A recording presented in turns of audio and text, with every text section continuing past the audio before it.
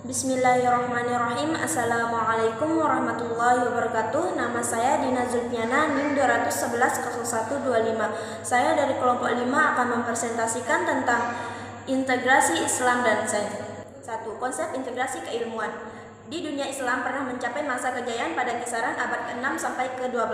Hal ini iptek dan peradaban yang ditandai dengan mereknya kajian tentang ilmu pengetahuan dan filsafat.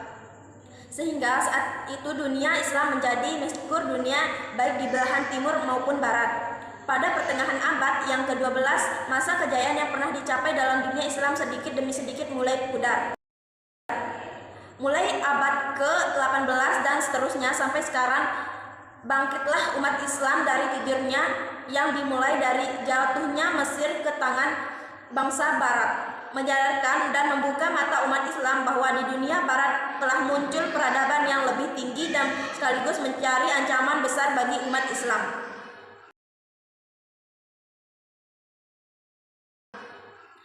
Berangkat dari pola pikir dikotomis inilah yang terjadi relasis dan distormosis terhadap pemahaman ayat-ayat ilah-ilah dan ayat-ayat kauniyah, antara iman dan ilmu, antara ilmu dengan amal, antara dimensi duniawi dan ukharati, dan relasi dimensi ketahuan dengan kemanusiaan.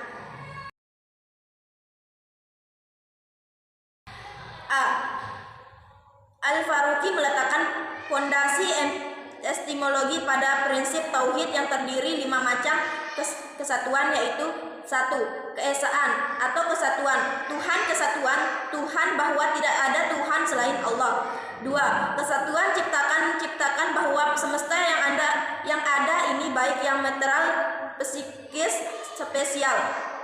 3. Kesatuan kebenaran dan pengetahuan, kesatuan kebenaran bersumber pada realitas, dan jika semua realitas berasal dari sumber yang sama, Tuhan, maka benarkan tidak mungkin lebih dari satu.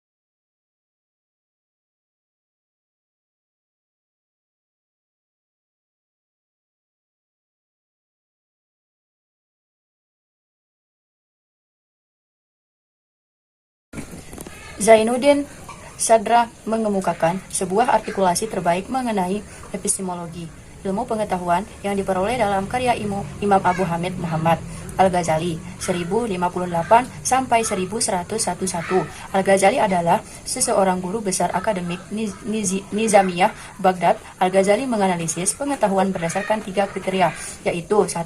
Pengetahuan dilihat dari sumbernya, 2. Pengetahuan dilihat dari sisi kewajiban melaksanakannya, 3. Pengetahuan dilihat dari fungsi sosialnya. 2. Ibnu Khaldun. Ibnu Khaldun adalah sejarawan muslim, filosof, ekonom, politis, dan juga seorang pendidik. Dari semua predikat yang diberikan, ia lebih dikenal sebagai bapak ilmu sejarah dan salah satu peletakan ilmu sosial. Pandangan Ibnu Khaldun berpijak pada konsep dan pendekatan filosof empiris. Melalui pendekatan ini memberikan arahan terhadap visi tujuan pendidikan Islam secara ideal dan praktis. Dan sebagai seorang ilmuwan, Ibnu Khaldun berhasil membuat pemikiran sintesis antara aliran pemikiran idealisme dan aliran realisme. 3. Syekh Naqub Al-Attas. Menurut beliau, secara bahasa, Islam diidentikan oleh Syekh Muhammad Naqub Al-Attas dengan din yang secara umum dimaknai dengan agama yang dipahami dan ditafsirkan dalam konteks sejarah keagamaan Barat. Apabila kita berbicara tentang Islam dan merujuk dalam bahasa Inggris sebagai religion, maka yang dimaksud dan mengerti tentang agama tersebut adalah din, di mana seluruh makna dasar yang terkandung di dalam kata din itu dipahami dan membentuk kesatuan makna yang bersepadu, seperti tergambar dalam Al-Quran dan berasal dari bahasa Arab.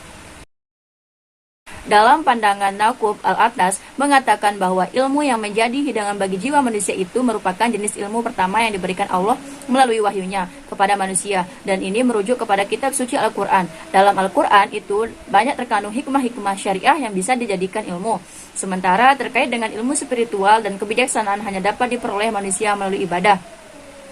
Ibadat yang dilakukan dengan cara penikmatan spiritual, dezau, penglihatan spiritual kasyaf, sehingga dengan itu marifat akan nampak tergambar dalam jiwanya.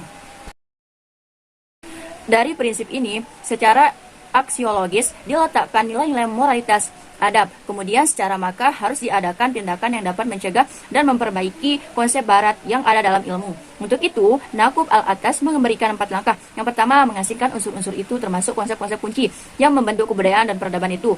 Yang kedua, mengisinya dengan unsur-unsur dan konsep-konsep kunci Islam. Yang ketiga, pencantuman atau pemindahan dengan sains dan prinsip-prinsip Islam. Yang keempat, merumuskan dan memadukan unsur-unsur Islam yang utama serta konsep-konsep kunci sehingga menghasilkan suatu kandungan yang merangkumi teras untuk kemudian ditempatkan dalam pendidikan Islam dari tingkat dasar hingga tingkat tinggi.